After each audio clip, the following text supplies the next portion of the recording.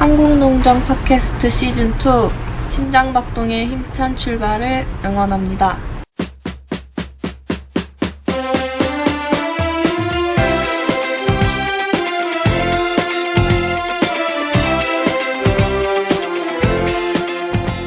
안녕하세요. 팟캐스트 청취자 여러분, 반갑습니다. 이 방송은 한국농정신문 팟캐스트 밥그릇 시즌2 버전 심장박동입니다.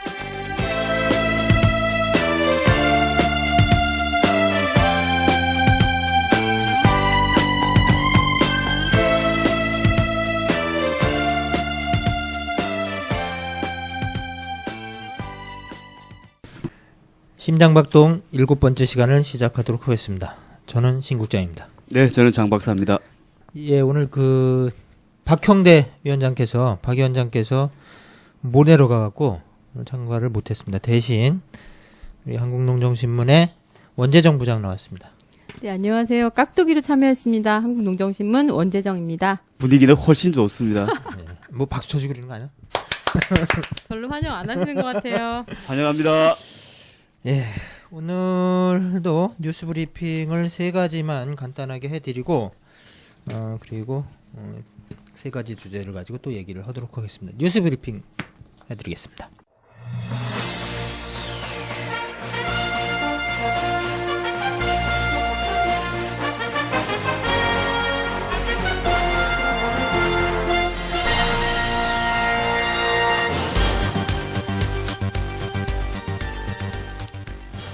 이상기후 현상으로 전국적으로 농작물 피해가 속출하고 있습니다. 김제의 경우 지난해 겨울부터 계속되었던 잦은 강우 때문에 유례없는 보리 흉작이 들고 있습니다. 수확량은 3분의 1 이하로 감소했고 가격도 좋지 않아 보리 농사를 짓는 거의 모든 농민들이 적자를 봤다고 합니다. 더구나 이 모작을 하면 벼 수확량도 떨어지기 때문에 이중으로 피해를 보는 상황이지만 보리는 재봄 품목에도 포함되지 않고 있어서 농민들 구절 방법이 없는 실정입니다. 예, 다음입니다. 농민들이 모를 심자마자 다시 국회 앞에 모였습니다. 농림축산식품부가 지난달 27일 2016년 TRQ 쌀 4차 구매로 밥쌀용 쌀 25,000톤과 가공용 쌀 45,556톤을 지난 7일 공개 입찰을 통해서 매입한다고 밝혔기 때문입니다. 지난 7일 한국농수산식품유통공사는 전자입찰을 통해 가공용 쌀 45,556톤에 대한 구매 입찰 결과를 공지하고 밥쌀용 쌀 25,000톤에 대해서는 견본품 검사 후 개찰 예정이라고 밝혔습니다. 이에 전국농민의 총연맹은 7일 오후 2시 국회 앞에서 밥쌀 수입을 강행하는 박근혜 정부 규탄 기자회견을 열고 밥쌀 수입 저지를 위한 본격적 투쟁에 나설 것이라고 밝혔습니다. 다음입니다. 좋은 농협 만들기 국민운동본부는 지난 8일 공동대표당 집행위원회 긴급 연석회의를 열어 농림축산식품부가 입법 예고한 농업법 개정안에 대응을 논의했습니다. 국민운동본부는 이 자리에서 중앙의 개혁과 연합회 방식의 필요성, 지주회사의 문제점에 대해 공감대를 확산하고 중앙회장 호선제 등 계약 입법 저지, 전면적 농협개혁을 요구하면서 대선까지 운동을 전개해 연합회 방식과 조합원 총의가 반영되는 중앙회장 직선제 등을 대선 공약에 포함시키겠다는 방향과 목표를 설정했습니다. 더불어 정부안에 대한 단체별 입장을 제출하고 정기국회에서 정부안의 대응 입법에 나서는 한편 농림축산식품해양수산위원회 내 농업법 특위 설치를 요구할 계획입니다. 국민운동본부는 오는 16일 중앙위 개혁과 농협 경제주주의 과제를 주제로 토론회도 열 계획입니다. 자, 오늘 이야기는 3가지 이야기를 하겠는데요. 모내기철을 맞아서 농촌 인수원 부족 문제하고, 그리고 북한 농업, 우리 장 박사님이 북한 농업에 대해서 준비를 좀 하셨고요. 제가 지난주에 일본 출장을 갔다 왔는데 일본 농업에 대해서 일본 한 농민의 대타대표를 간단하게 좀 보고를 드리는 거로다가 오늘 이야기를 방송을 하도록 하겠습니다. 자, 먼저 모내기철에 지금 농촌 일손 부족 문제가 심각한데 우리 원재정 부장께서 현장 취재를 다녀오셨는데 현장 상황 좀 알려주시죠. 네, 제가 이번 주에 갔다 왔습니다. 여주에 갔는데 사실은 이제 여주는 지난달 중순경이 가장 바빴다 그래요. 그렇죠. 모내긴지는 네, 이미 그러니까 너무 끝났을 바쁠 거예요, 때 아마. 가면 사실 이것도 민폐니까 조금 예, 한 템포 늦춰서 갔는데요. 여주 같은 경우는 모내기철하고 고구마 정식이 딱 겹쳐서 그렇게 바빴다 그래요. 근데 제가 찾아뵌 농가는 친환경 농가여서 일반적인 바쁜 그런 것뿐만이 아니라 친환경 또 풀 전쟁이잖아요. 이걸 일일이 남들은 제초제로 하는 것들을 손으로 뽑다 보니까 인력 수요가 우리가 상상하는 것 이상이라고 이렇게 어려움을 얘기하시더라고요. 그러겠죠. 그래서 우선은 저는 제가 이제 취재하기 전에 여주 농민의 사무국장님하고 좀 얘기를 했어요. 근데 저는 이제 제가 관념적으로 생각하기에는 대농가들의 어떤 일손 구하기가 어렵겠다. 왜냐하면 많이 필요하니까 그런 생각들을 하고 여쭤봤는데 되게 좀 부끄러웠던 건 대농가들은 사실은 대농이 되려면 이미 그런 인력 조직들은 다 마련돼 있는 상태에서 농사를 하신다고 하셨고 오히려 중소농들, 고령농들 이런 분들이 정말 실제로 그렇죠. 손을 빌릴 데가 없어서 우리가 좀 이해하기 어려운 지점인데 대농들이 노동력도 많이 필요할 거고 대규모 그쵸. 노동력을 확보해야 되는데 소농들이 뭐 몇 분, 서너 분, 10분 이 정도면은 지역에서나 이렇게 좀 쉽게 구할 수 있지 않나요? 그게 이제 그 인력을 운영하시는 분들도 대규모로 움직이는 게 훨씬 더 수월한 거예요. 차로 뭐 20명씩 이렇게 한 번에 차로 인력들을 모시는 게 훨씬 더 편하지 뭐 10명 이하로 필요하다거나 몇 명 필요하다거나 이런 경우는 굉장히 꺼리신데요. 그러니까 일손을 제공하는 네, 사람들도 네. 큰 농가부터 우선적으로 완전 세팅되어 있는 그 인력을 한꺼번에 이동을 하는 게 훨씬 편하지 찔끔은 오히려 더 힘들다는 거죠. 모내기철 예. 에이, 용역효사네. 용역회사죠. 용역회사 얘기하는 것 같아요. 네, 용역회사 얘기를 좀 들었고요. 농촌부 자체적으로 인력이 워낙 없다 보니까 그렇게 외부의 도움 받지 않고 자체 내에서 뭐 이렇게 모내기 하거나 아니면 아까처럼 이제 풀 뽑기, 제초 작업하는 데는 네. 진짜 사람 구하기가 어렵다는 이야기들은 그러니까 많이 그래서- 들었어요. 이게 아마 여주 같은 게 실제 이제 모내기에는 일손이 요새는 뭐 기계화돼 기계로 갖고 하니까, 네. 크게 모내는데 뭐 많은 노동력이 들거나 그러지는 않을 거예요. 그러니까 그런데 이제 고구마 같은 경우는 여주 이제 정식하는 거. 예, 그렇죠. 고구마 고구마 주산지 아니에요. 그래서 고구마 네. 심을 때 품이 무지 드는 건데 그게 아마 그때가 문제가 될 것 같아요. 그쵸. 철이 이제 비슷하니까 예, 예. 네, 그러니까 그런 거죠. 규모가 작은 농가인 경우에는 아침에 새벽에 눈을 뜨면은 사람들을 태우러 가는 거예요. 그러니까 새벽까지 밥 해놓고 저는 이제 주로 남자분들보다는 여자분들이 이런 분들을 다 신경을 쓰셔서 아침에 눈 뜨자마자 밥 해놓고 4시 반쯤에 차를 갖고 간대요. 가서 뭐 5분 모셔오고 이런 일들부터 시작하다 보니까 굉장히 그 노동 강도라든가 스트레스가 심하다고 얘기를 하셨고요. 그 여주는 그럼 일손은 어디서 그 여주 읍내에 가서 이제 싣고 오는 거예요? 요즘 또 새로운 추세는 옛날에는 반장 아줌마라 그래서 지역에서 그런 것들을 중심이 돼서 사람들 모으는 오야지 아줌마. 오야지야 오야지. 그런 분들이 계셔서 한국 분들, 그러니까 국내 분들이 많이 일을 하셨는데 최근에는 외국인 노동자들을 그게 약간 편법이긴 한데요. 외국인 노동자들을 이렇게 인력으로 용역회사처럼 꾸려서 일을 하고 있다고 합니다. 네, 그런 것도 많이 있어요. 실제로 이제 그 농사철 수확기라든가 이럴 때 네. 한참 이제 그 일손이 그 많이 필요한 시절에는 네.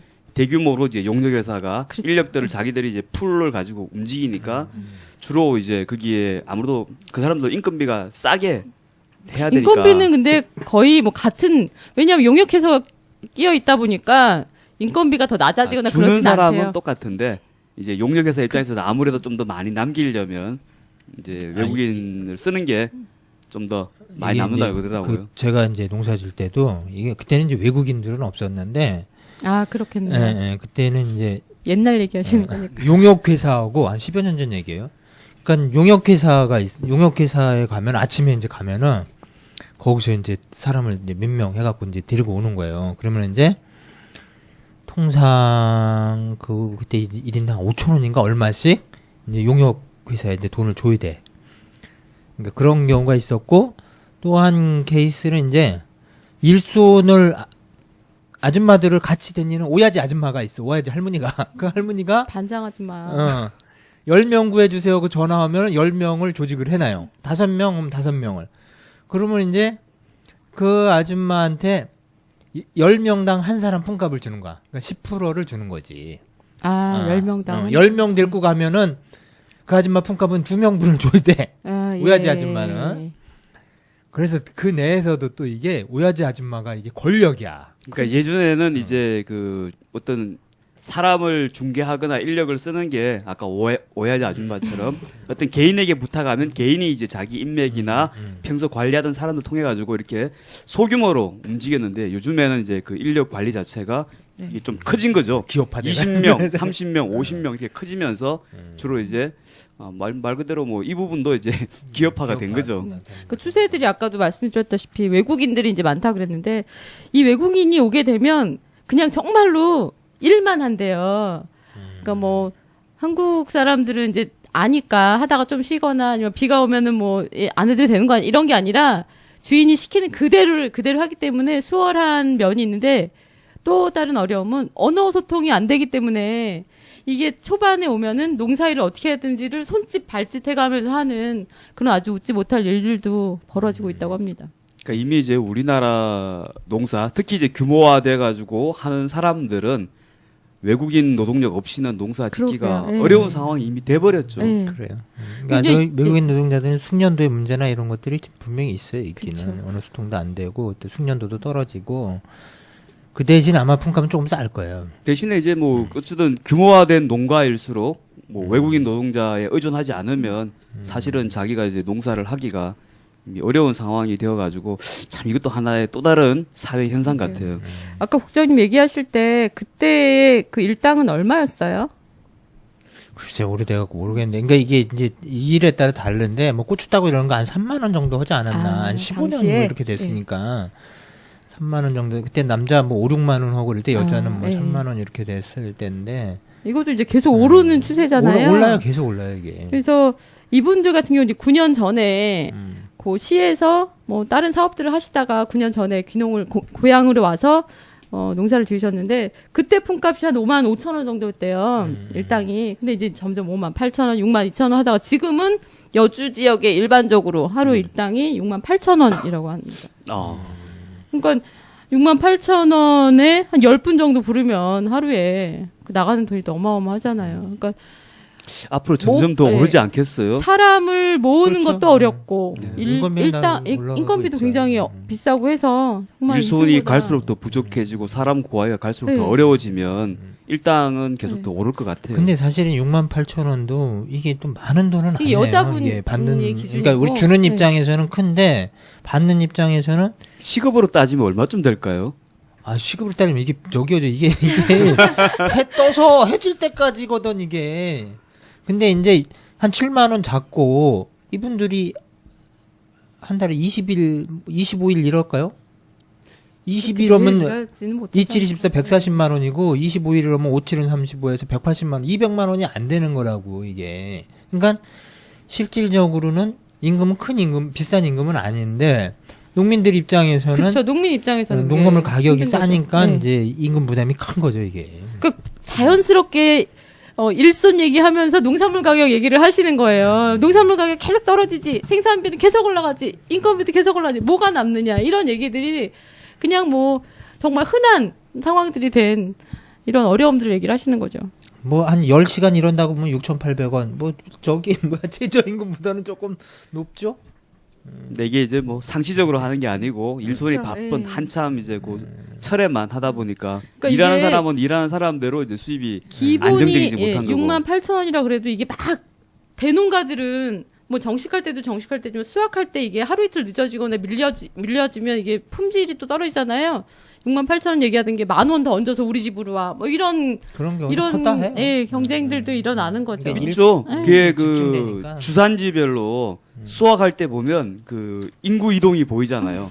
나주에서 배를 한참 수확할 때 보면 네. 광주 인근에 있는 네. 도시 사람들이 나주로 가서 쭉 빠져나가고 성주에서 참외 한참 이제 곧 지금 따겠네요. 보면 대구나 그 인근에서 또 사람들이 성주 쪽으로 쭉 빠져나가고 막 논산 딸기도 이제 그래서 주산지에서 일손이 한참 부족한 시절에는 그 시기에는 인근 도시 지역에서 네. 사람과 돈이 쭉 움직여가고 거기에 이제 덧붙여 들어가는 현상들이 술집하고 이런 이제 유흥가 시설들도 일시적으로 그 사람이 움직이는 걸 따라서 사실은 이제 돈을 따라가는 거죠. 같이 그렇죠. 움직이는 네. 현상들이 네, 그런데 꾸준히 이제 보이더라고요.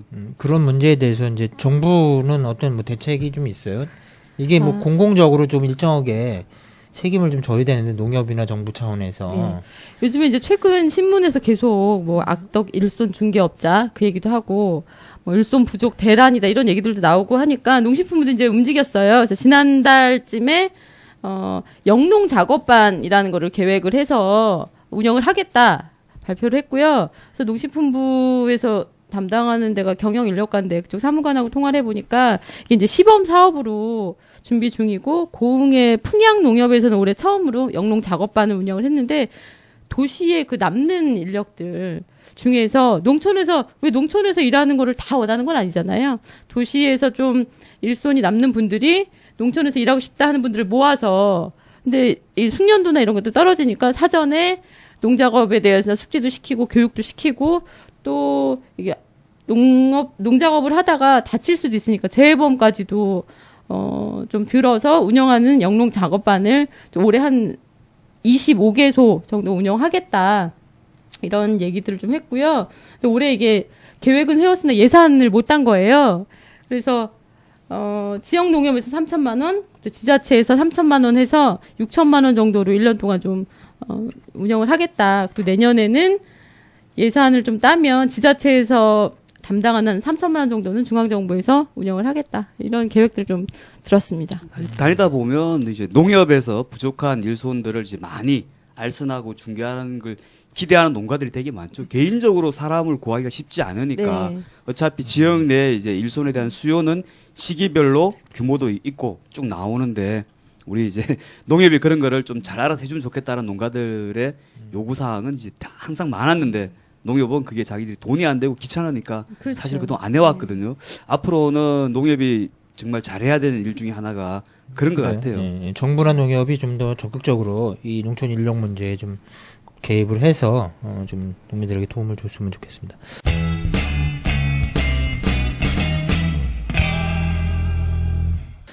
자, 일손 문제 여기서 마치고요. 다음 이야기 들어가도록 하겠습니다. 예, 북한 농업에 대해서 우리 장 박사님 준비하신 예, 좀 전에 그 모내기 이야기 나왔잖아요. 네. 네, 이북도 지금 이제 한참 모내기가 막바지입니다. 네네. 얼마 전에 이제 신문 뉴스를 보니까 이제 모내기가 한 80%까지 끝났다라고 이야기를 하더라고요. 왜냐하면 거기도 이제 이모작이 있고 이러다 보니까 한 6월 하순, 6월 말까지 해서 그 이제 모내기를 다 끝내는 상황이고, 올해도 이제 한 80% 정도 끝났는데, 뭐 예년하고 비교하면 뭐 크게 차이가 없고, 뭐 순조롭게 아마 진행되고 있다. 이렇게 볼 수 있을 것 같아요. 근데 오늘 말씀드릴 이야기는 사실 모내기 이야기는 아니고요. 네. 이게 이제 그 얼마 전에 FAO라고 하는 이제 국제 식량 농업 기구에서 뭔가 좀 중요한 뉴스 하나를 이제 보고서를 발표했어요. 그 북한의 1년에 그 식량 수요량이 얼마인지 혹시 아십니까? 500만 톤 돼요? 예, 조금 넘습니다. 548만 톤 원래 48만 톤. 2016년 기준으로 1년 해가지고 동안. 네, 548만 톤이 이제 필요한 양이죠. 근데 네. 자체적으로 생산해가지고 이제 공급하는 게 생산 공급 양인데 그게 원래는 FAO가 이제 지난 2월달에 그를 자기들이 추정했을 때는 한 504만 톤 정도가 될 거다. 그러니까 44만 자체 생산하는 톤. 양이? 예, 예. 네. 그러니까 이제 부족한 게 한 44만 톤 되는 거죠. 예, 548만 톤인데 504만 톤 정도를 이제 자체에서 생산해서 공급하니까 부족한 게 44만 톤이고 44만 톤 정도. 그거는 이제 수입을 네. 해가지고 뭐 충당을 하든가 다른 방법을 이제 세워야겠죠. 그러면 548만 톤에다가 504만 톤을 계산을 해보면 대충 한 91%에서 92% 정도가 이제 식량 자급률이에요. 이렇게 되는데 와, 상당히 높네요. 예. 근데 이제 504만 톤이라고 할 때 그 근거 중에 여러 가지가 있는데 그 중에 하나가 쌀은 북한에서 작년에 150만 톤을 생산했다고 이제 FAO가 추정을 했어요. 그래서 나머지 옥수수하고 콩하고 감자하고 다 합쳐가지고 한 504만 톤 정도가 생산됐다. 그러니까 쌀하고 옥수수랑 콩이랑 다 합쳐서. 네. 이렇게 이제 발표를 했는데 지난 그 5월 달에 자기들 전망치를 수정을 했어요. 당초에는 쌀이 150만 톤 정도 생산된 걸로 봤는데 더 많이 된 것 같다. 그래서 30만 톤이 올라가지고 180만 와. 톤을 생산해서 네. 공급한 걸로 원래 이제 공급할 걸로 네. 이렇게 이제 수정을 했더라고요. 그렇게 되면 당초에는 504만 톤을 생산했다고 했는데 쌀이 30만 톤 생산이 늘어났으니까 34만 534만 톤이 이제 공급이 되는 거잖아요. 그러면 자급률이 한 96%에서 한 97% 가까이 되죠. 부족한 양은 뭐 한 14만 톤 정도가 네. 부족하고 이것은 이제 뭐 수입을 해서 그럼 거의 채우면 되는 거죠. 거의 뭐 작업을 했다라고 볼 수 있는 거네요. 아마 작업하기 일보 직전인 것 같아요. 96%는 뭐 거의 뭐 다 한 거나 마찬가지. 그렇죠. 이제 몇 가지 의미가 있는데 네. 이제 이게 뭐 갑자기 작년 혹은 재작년에 갑자기 생산이 확 늘어난 게 아니라 10년 전부터 이제 생산이 꾸준하게 이게 증가하는 추세를 보였고 일관되게 그러다 보니까 뭐 올해는 좀 더 늘어날 수도 있고 내년에는 좀 더 늘어날 수도 있고 이렇게 하다 보면 아마 원래 제 개인적으로는 한 5년 내에 식량 작업을 식량 작업 100% 작업을 100% 작업이 하지 가능하다. 않겠냐라고 예상을 네. 했는데 지금 이 추세로 보면은 그게 2-3년. 좀 당겨질 것 같아요. 2-3년 한 2, 3년 후면은 100% 작업에 가깝겠다. 근데 이 북한이 우린 다 알기로는 좀 상당히 어려워갖고 식량 뭐 부족에 허덕이고 막 이런 얘기들 제재도 알고 많이 있잖아요. 받고 그래갖고 내일 모레 망할 거라고 예상하는 사람들이 많은데 이게 10년 전부터 꾸준히 식량 작업률이 높아지고 있다. 이게 우리 장 박사님 우리 신문에 이 글을 쓰는데 북한농업 글을 쓰는데 상당히 긍정적으로 평가를 하고 계세요. 이게 그 뭐 원인이 뭡니까 그게? 객관적인 수치를 가지고 이야기를 네. 해야 되는 거죠. 이게 뭐 확인되지 않은 뭐 어떤 정보나 첩보나 루머 같은 게 아니고 이제 국제 기구에서 FAO는 그래도 이제 북한하고 관계를 맺고 있고 예전에는 그 우리 남한에서 이제 그 작황 조사를 하듯이 직접 그 북한의 농업 당국하고 FAO가 같이 작황 조사를 해가지고 생산량 추정치를 발표를 했어요. 그러니까 어찌 보면 이제 국제적으로 그 식량 생산 수급에 관해서는 이제 FAO의 그 통계나 발표 자료가 상당히 가장 이제 신뢰성이 신뢰성 있다. 높다고 봐야겠죠. 아니 근데 그거는 그거고 그 근본적 이유가 뭐냐 이게 무슨 뭐 비료가 많이 뭐 생산되냐 중화공업이나 이런 게 여러 가지가 이제 동시에 복합적으로 작용하겠죠. 그러니까 농사를 지으려면 우선은 작년 같은 경우에 이제 그 수확량이 쌀 생산량이 많이 떨어질 걸로 봤던 거는 작년에 이제 봄에 모내기철에 특히 네. 그 가뭄이 네. 심해가지고 그것 때문에 네. 그 파종 시기에 손해를 봐서 좀 손실을 많이 봤기 때문에 수확량이 떨어질 거라고 FAO가 예측을 했는데 실제 FAO가 수정 보고서를 낼 때 가뭄 피해가 별로 없었다. 그래서 한 그렇구나. 180만 톤 정도 생산됐다. 이 이야기는 뭐냐면 가뭄 피해가 별로 없었다고 하는 것은 날씨적으로는 가뭄이라고 하는 상황이 있었는데 우리나라 대비할 수 있는 남한도 능력이 있다는 그랬죠. 거네요. 네. 다시 말하면 이제 그 물을 공급할 수 있는 수리 관계 시설이 어느 정도 적어도 가뭄 피해를 입지 않을 정도만큼은 최소한 그 정도 수준은 작동을 한다는 거죠. 그러네요. 근데 수리 시설 관계 시설이 작동을 하려면은 전기하고 에너지가 필요하거든요. 그렇죠. 그러면 최소한 농사 짓는데 필요한 전기하고 에너지는 북한 스스로가 어쨌든 충분히 공급을 어. 하고 있다. 이렇게 해석을 해야 되겠죠. 하나는 또 이제 물 문제가 그렇고 아무리 이제 물이 잘 공급되더라도 사실은 이제 비료 문제라든가 문제가 농약 문제 같은 것이 해결되지 않으면 또한 이제 생산량이 오를 수가 없거든요. 그렇죠. 네. 근데 이제 비료나 농약이나 이런 주 원료가 되는 것들이 산업이 화학공업이잖아요. 그래서 이제 북쪽에서도 그 화학공업이 과거에는 뭐 가동률도 낮고 시설도 이제 그 많이 노후화되고 이래서 비료와 농약의 공급이 원활하지 않았는데 그게 이제 자꾸 개선되고 상황이 되면 그 좋아지면서 이제 비료하고 농약 공급도 어느 정도는 정상적으로 공급이 이루어지는 거죠. 그런 것들이 바탕이 되니까 이제 전체 그 작물들의 생산량도 꾸준하게 올라가고 있고요. 또 하나는 아무래도 이제 그 기계라든가 철강 이런 기초 산업들도 상황이 좋아지니까 이제 농기계 보급률도 높아지고 그러다 보니까 모내기 같은 경우도 아무래도 손모내기도 하지만 이항기를 통한 모내기가 하지 않으면 사실은 이게 그 모내기 목표 달성하기가 쉽지 않거든요. 예전에 막 모내기 전투 이러면서 사람 손으로 이렇게 기계가 많이 부족할 때는 사람 손으로 많이 했어요. 그러다 보니까 모내기를 미처 하지 못하는 논들도 일부 이제 나타나고 이랬는데 지금은 뭐 그런 건 없이 거의 100%다 모내기가 되고 그건 이제 그만큼 이항기나 트랙터 같은 기계들도 뭐 완전히 충분하지는 않겠지만 상당한 정도 잘 보급이 되고 있고 그러다 보니까 이제 손모내기 비율도 좀 줄어들고 있고 예전에 보면 이제 모내기철에 뭐 모내기 전투라고 하면서 하여튼 그 부식갱이 하나 들고서라도 다 모내기 하는데 다 가는데 지금은 이제 그런 부분에 대한 어떤 그 강조나 독려하는 게 예전에 비해서 많이 수위가 낮아졌어요. 그건 뭐냐면 그렇게 안 해도 이제 그 기계를 사용한 그 농사들이 조금 더 비율이 늘어났기 때문에 일손도 그만큼 더 여유가 있어졌다. 뭐 이렇게 이제 보여지는 거죠. 이렇게 여러 가지 이유들이 같이 복합적으로 작용하면서 결과적으로는 이제 그 식량 생산이 10년 전부터 꾸준하게 아마 올라온 것이라고 보여집니다. 그 뭐 7일 경제 개선 관리 조치인가 뭐 그런 거 있었잖아요, 북한에. 뭐 그것도 영향이 있나요?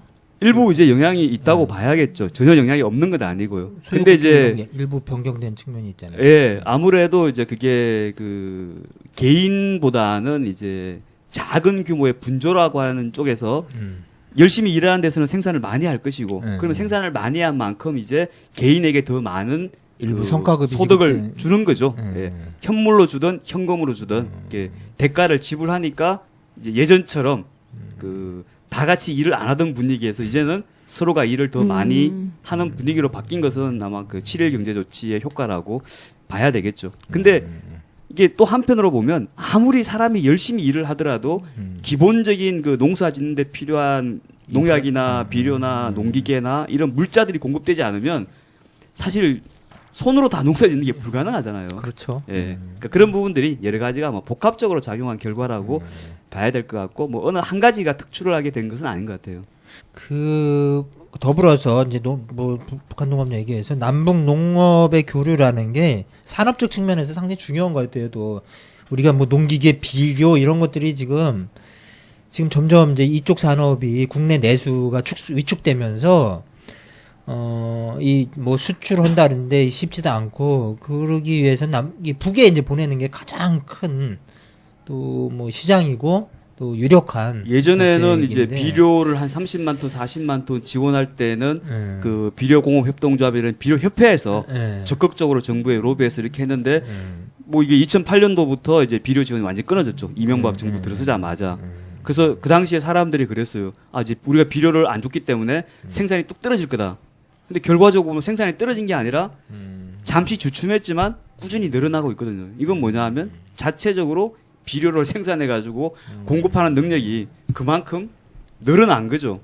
그러니까 앞으로 북쪽도 스스로 필요한 비료들을 이제 자체 충당하고 있는데 남쪽에서 남는 비료들을 굳이 뭐 공짜로 준다면은 받겠지만은 이걸 뭐 돈 주고 사가라 그러면 굳이 그럴 이유는 이제 없어지겠죠. 오히려 그런 방식보다는 비료든 농약이든 농기계든 아니면 뭐 식품의 가공에 이런 분야에서 서로가 같이 협력해가지고 합작할 수 있는 분야들을 찾는 것이 훨씬 더 좋을 수 있어요. 예를 들면 뭐 인삼이라든가 뭐 이런 이제 김치라든가 하면 이제 농기계 같은 경우에도 뭐 현지 이제 그 직접 투자 같은 방식들도 가능할 수도 있고 인삼 같으면은 아무래도 이제 그 전통적인 방식으로 많이 아직까지 북쪽에서 하고 있으니까 뭐 그런 부분에 대한 거 혹은 뭐 이제 그 생사, 잠사죠. 이런 쪽에 대 가지고 서로 같이 할 수 있는 거 찾아보면 굉장히 많죠. 예, 알겠습니다. 여기까지 하고요. 우리 장 박사님은 이게 북한 문제 전문가입니다. 통일 농수산 프로그램, 과거의 통일 농수산 프로그램을 통해서 북한 농업에 관한 교류와 협력 사업도 적극적으로 했었고 연구도 많이 하셨던 우리나라 최고의 북한 문제 전문가로서 오늘 좀 말씀을 드렸고요. 아, 그 얘기도 하셔야죠. 우리 신문에 한 달에 한 번씩 통일농업에 대한 원고를 쓰시는데 아, 예. 그 굉장히 새롭고 참신한 내용들 많으니까 꼭 많이 읽어주시기 바랍니다. 새롭지는 않습니다. 워낙 이제 그 일반적으로 정보가 제한되다 보니까 전문가가 보시긴 새롭지 않지만 우리들이 보기엔 새롭더라고요. 자, 여기까지. 감사합니다. 예, 여기까지 하고요. 다음 넘어가도록 하겠습니다.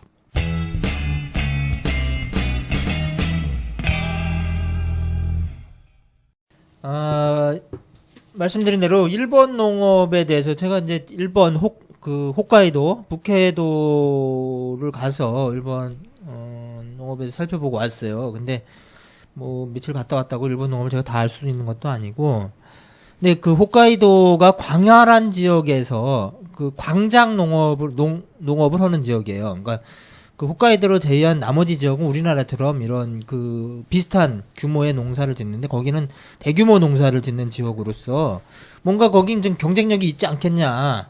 과연 그 일본 농업의 개방 속에서 그런 광장 농업을 하는 일본 농민들의 상황은 어떤지 제가 살펴보고 왔는데요. 딱 한 농민의 사례를 오늘 여기서 대차대조표를 좀 말씀을 드리면서 좀 보시면 될 것 같아요. 홋카이도에서 이제 그 총 19헥타르 농사를 짓는 5만 7천 평. 5만 7천 평. 285마지기 농사를 짓는 분입니다. 시라이 씨라는 분인데 이분이 저기요.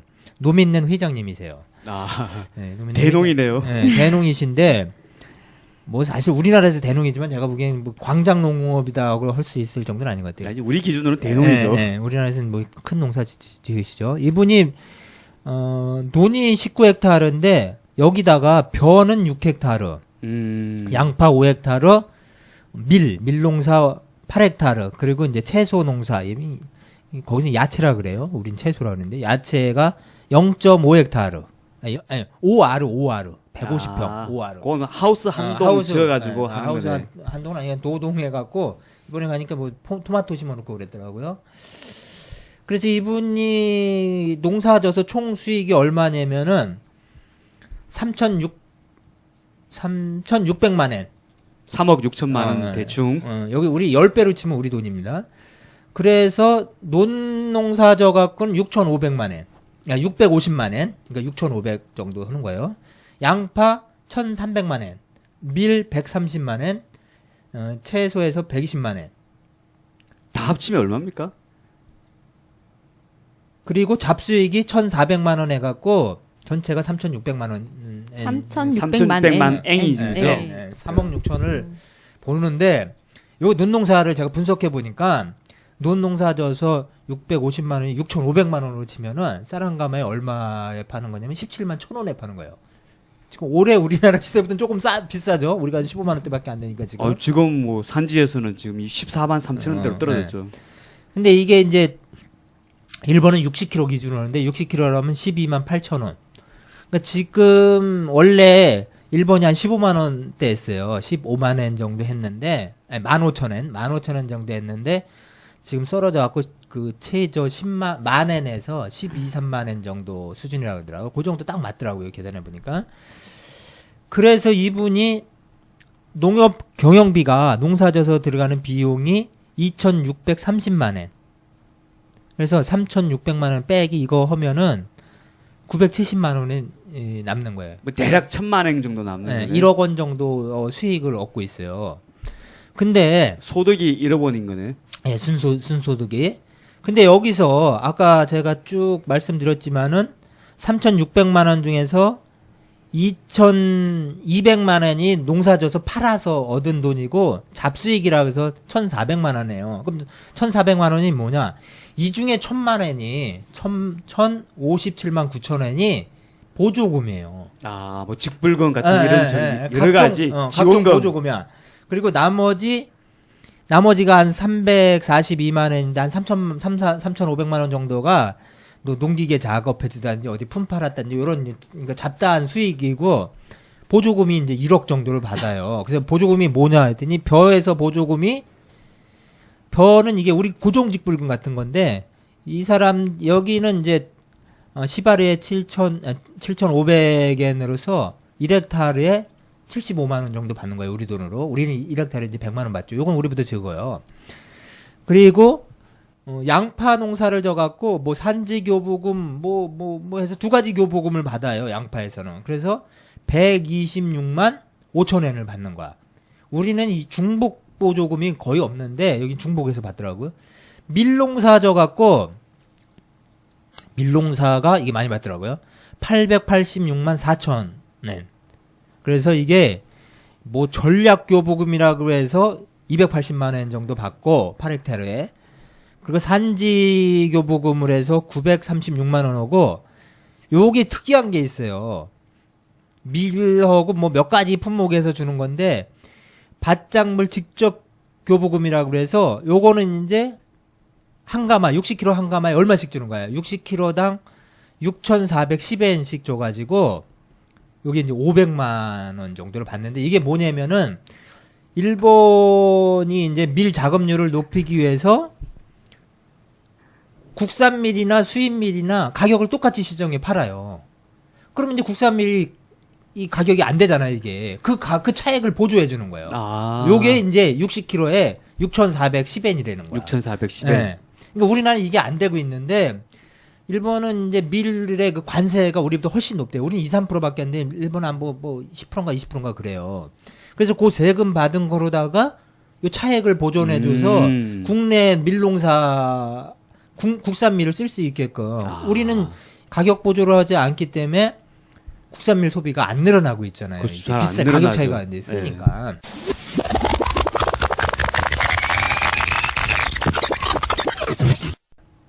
근데 이거를 이분이 전라북도 뭐 정읍이나 아니면 경상도 뭐 합천 이쯤에서 우리나라 와서 이 정도 농사를 지면 보조금을 얼마나 받을까를 제가 계산을 해봤어요. 이분이 19헥타르로 농사를 지면은 고정직불금으로 우린 19헥타르면 이제 100만 원씩 해서 1,900만 원 받습니다. 그리고 변동직불금이 이분이 이제 논농사 이제 6헥타르 졌으니까 변동직불금이 그럼 뭐 쌀값이 때에 따라 다른 건데. 올해 같은 경우 올해 같은 경우. 올해 올해를 기준으로 99만 해서. 얼마 네. 나왔어요. 1헥타르. 요거 100만 원 치면은 요거 600만 원이에요. 만약에 여기는 이제 이모작이 안 되기 때문에 양파고 밀이고 다 단작이에요. 일본은 변동직불금이 있습니까? 없습니다. 그러면 같이 빼는 게 맞지 않나요? 아니, 그러니까 우리나라 농사를 졌을 때, 우리나라에서 이 사람이 똑같이 농사를 졌을 때 우리나라는 보조금 그 얼마 보조금 줄까? 차이를 좀 비교해 잘 보신다는 비교하려고 거죠? 내가 해본 거야. 그러니까 똑같이 했을 때 만약에 이모작을 해서 논을 19헥타르 농사를 짓고 이 중에 양파 5헥타르, 밀 뭐 8헥타르 이렇게 농사를 졌다고 가정을 하면은 이건 조금 달라지는데 그러면 올해 고정직불금 1,900만 원 나오고 변동직불금도 100만 원씩 치고 그럼 19헥타르 졌어. 그러면 이것도 1,900만 원이야. 그러면 이게 3,800만 원 나왔죠. 그리고 양파하고 밀농사 지면 우리가 이제 그 이모작 직불금이라고 해서 50만 원씩 줘요. 1헥타르에 올해 올라갔고. 그럼 요게 양파하고 그 밀이 13헥타르를 했어. 50만 원 하면은 얼마냐면은 650만 원이에요, 요거. 그럼 3,800 더하기 650 하면 얼마? 4,450. 이게 이제 극단적으로 비교가 되는 거예요. 이게 이제 일본에서 농사지면 홋카이도에서 농사지면은 1억 원의 보조금을 받는데 똑같은 조건으로 한국에서 할 우리나라에서 경우에는 지어야 4,450. 4,400만 원 정도, 절반도 안 되는 보조금. 그러니까 일본이 보조금을 우리보다 배 이상 많이 받는다. 지금 사실 이거 변동직불금은 올해 특이하게 쌀값이 폭락해서 변동직불금 뭐 계산에 빼는 게 맞는 것 같은데. 예. 그러니까 이게 이제 후에 우리가 계산하는 거야. 지금 최대한 우리가 받는다고 쳤을 그거 때. 빼고 나면 훨씬 더 이거 빼면 네, 3,800 형편 없어지는 받는 거고. 거네요. 어차피 변동직불금은 응. 받아도 손해 아니에요, 이거는. 응. 안 받는 게 제일 좋은 상황인 거지. 아니 변동직불금 안 받으면 참 많구나. 1,900에다 650이니까 2,500밖에 안 되는 거야. 네, 2,550밖에 그렇죠, 안 예. 되는 거야. 그러니까 올해 같은 경우 변동직불금 후하게 받는다고 쳐도 4,450. 4,450밖에 안 되기 때문에 절반밖에 안 되는 보조금을 받고 있다. 제가 이게 깜짝 놀랐어요. 그래서 일본 농업이 우리가 일본이 보조금 우리보다 많이 받는다고 했는데 실제 그렇게 이렇게 비교해보고 나니까 비교를 확실히 좀 해보니까는 느낌이 오는데요. 최소한 100고 변동직불금 뺄 경우에는 뭐 2천만 원 한 3배 정도 차이가 나는 보조금 차이가 있다라는 게 지금 명확하게 드러나고 있어요. 지금. 우리하고 일본의 차이만 비교해도 벌써 한 그러네요. 9의 예. 2분의 1밖에 안 되는데 예. 만약에 참 우리하고 유럽하고 비교하면 어떻게 되는 거야 맞아요. 도대체 이게 이게. 대단한 거죠. 이게 일본이 유럽이나 다른 나라에 비하면 일본이 사실 보조금이 많은 편이 아니잖아요. 적은 편이에요. 세계적으로도 예. 많은 편이 아닌 독일이나 나라인데. 프랑스 같은 네. 유럽 국가들 보조금이 워낙 많이 주는 걸로 알고 있어가지고 한번 그것도 나중에 숫자랑 비교해봤으면 좋겠네요. 예, 그래서 제가 하여튼 그 작년에도 제가 가서 일본의 그 다카사키에서 농사 짓는 농민을 봤어요. 그분도 보니까 3억 정도 매출하는데 1억 5천이 보조금이래요. 그래서 2억 4천인가가 얼마가 영농비 들어가고 한 6천만 원 남는다. 이렇게 얘기를 했어요. 우리 돈으로 환산했을 때. 그러면 음. 야 이건 그래서 뭐 보조금이 없으면 적자 본다는 이야기네. 그렇죠. 이분 아까 그랬잖아요. 9,700만 원 남는데 보조금이 1억이 넘잖아요. 거기도 뭐 진짜 보조금 아니면은 보조금으로 생활이 되는 거예요, 이게. 보조금 없으면 정말 손가락 빨아야 되는. 이런 상황인데, 물론 이제 일본은 이 직접 교부금이라고 해서 우리 일본 고정직불금 1헥타르에 75만 원 주는 게 2018년에 이게 없어집니다. 이게 이제 원래 150만 원 주던 게 작년부터인가 반으로 줄은 거예요. 이게 이제 옛날 민주당 정부 시절에 간나오토 총리가 있을 때 만든 제도인데 아베가 이제 들어오면서 이거를 계속 이제 삭감하고 있는데, 그래도 이 고정직불금이 없어도 다른 직불금들이 많기 때문에 사실 고정직불금이 지금 이분 450만 원밖에 안 돼요. 이 전체 1억 원 중에서. 그러니까 이거 미미하다는 거죠. 그래서 이게 사라진다고 해서 큰 변동이 없지 않겠나 이런 생각이 들더라고요. 일본이 우리보다 상당히 많이 자본주의화되고 시장화돼 있지만은 이런 보조금이 있기 때문에 일본 농업이 버티는 게 아닌가 저는 그렇게 생각이 들었습니다. 그래서 그런지 제가 이제 뭐 다양한 질문들을 드렸는데, 뭐 한국 농민들은 수입 농산물 얘기, 이런 피해, 농산물 가격 얘기들 하면은 막 이렇게 격정적으로 얘기하시잖아요. 너무너무 그냥, 우리도 사실은 그래요. 막 이런 식의 그냥 반응들을 보이셨는데, 이런 보조금들이 그만큼 뒷받침이 돼서 우리보다 좀 덜 힘들게 농사짓지 않나 이런 생각이 들었어요. 그러니까 뭐 저도 뭐 정확한 수치는 지금 자료를 찾아봐야 되지만, 뭐 미국 농민들도 뭐 대농이든 소농이든 자기들 그 소득 거의 뭐 상당 부분을 이제 보조금으로 네. 소득을 채우고 있고, 만약 보조금이 없으면 미국 농민들도 뭐 남는 게 별로 없다. 유럽은 더더욱더 보조금 없으면 아예 적자다라고 이야기를 하고 있기 때문에. 근데 이제 우리 정부는 보면 보조금을 너무 많이 주는 것 아니냐 농민들한테. 그렇죠. 진짜 실제로는 다른 나라하고 비교했을 때 뭐 일본의 한 절반, 뭐 유럽이나 미국에 비해서 얼마가 되는지 모르겠지만 진짜 얼마만큼 안 되는 조금밖에 안 주면서 이것도 많이 주는 거다라고. 거기다 또 그런 얘기도 하시잖아요. 너무 쌀 중심으로 보조금이 편중돼 있다. 그러니까 이걸 좀 조절해야 되지 않느냐. 그렇게 하지 말고 쌀만큼으로 밭이나 밭작물에 대한 보조금을 올려야 되는 게 맞는 건데. 그게 맞는 것 같죠. 그쵸. 쌀에서 헥타르당 100만 원 주면 밭작물도 그렇죠, 헥타르당 그렇죠. 100만 원 주는 게 맞는 거죠.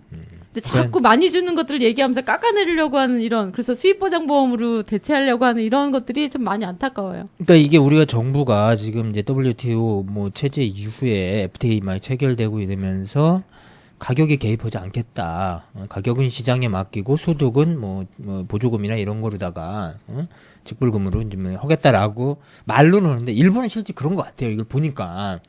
그래서 가격에 사실 민감하지 않아요. 쌀값이 거기가 아까 60kg에 우리 돈으로 15만 원 했던 게 10만 원으로 떨어졌어요. 이분은 이게 직거래 해가지고 12, 3만 원 받는 거지 10만 원대라 그래요. 10만 원 초반. 그럼 3분의 1이 떨어진 건데 우리 같으면 이게 폭동 날 일이에요. 근데 크게 그게 없어요. 물론 이제 농민들이 걱정은 많이 해요. 쌀 농사는 이제 남질 않는데 무조건 적자래 농사를 지면은. 그런데도 그래도 쌀 농사를 우리가 무시할 수 없지 않냐, 안 할 수 없지 않느냐. 이런 보조금을 받아서 네. 어쨌든 간에 먹고 살 정도는 그러니까 해주니까. 쌀은 보조금 받아도 안 돼요. 이분이. 아니, 그러니까 전체적으로. 전체적으로.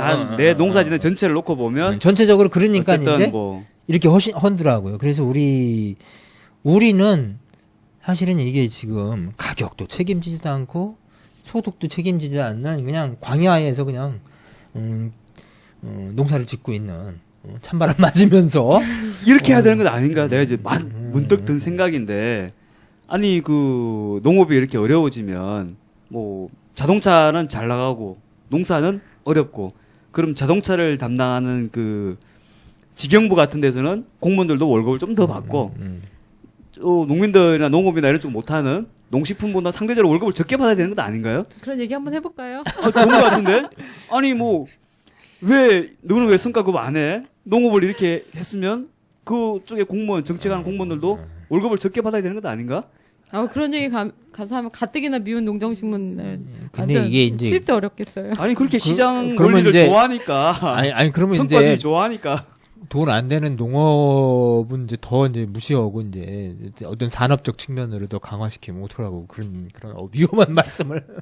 아니 그래봤자 어차피 농업 총생산이라는 게 있기 때문에. 자, 거기까지 하고요. 시간이 그냥 우스갯소리 안 예, 해봤습니다. 예. 예, 뭐 좀 씁쓸한 얘기를 전해드렸습니다.